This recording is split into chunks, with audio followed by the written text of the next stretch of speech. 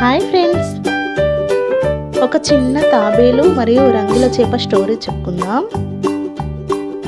ఒక చిన్న చెరువులో ఒక చిన్న తాబేలు ఉండేది. అది నెమ్మదిగా నడిచేది, కానీ చాలా మంచిది. అదే చెరువులో ఒక రంగుల చేప ఉండేది.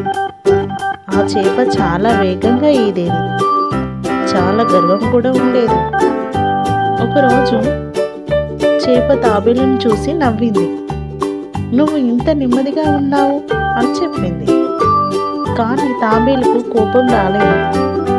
చిన్నగా నవ్వుతూ, ప్రతి ఒక్కరికి ఒక ప్రత్యేకత ఉంటుంది అని చెప్పింది. కొన్ని రోజుల తర్వాత చెరువులో నీరు తగ్గిపోతూ ఉన్నది. పాపం చేపకు బయటికి వెళ్ళే దారి కనిపించలేదు. అప్పుడు తాబేలు నెమ్మదిగా చేప వద్దకు వచ్చి ఒక చిన్న కాలువ నుంచి దారి చూపించింది. ఆ దారిలో నుంచి చేప బయటికి సురక్షితంగా వెళ్ళింది. అప్పుడు చేప తాబేలుతో చెప్పింది, నన్ను క్షమించు, నువ్వు నెమ్మదిగా ఉన్నావు, కానీ చాలా తెలివైన దానివి అంది. ఆ రోజు నుంచి వారిద్దరూ మంచి స్నేహితులు అయ్యారు.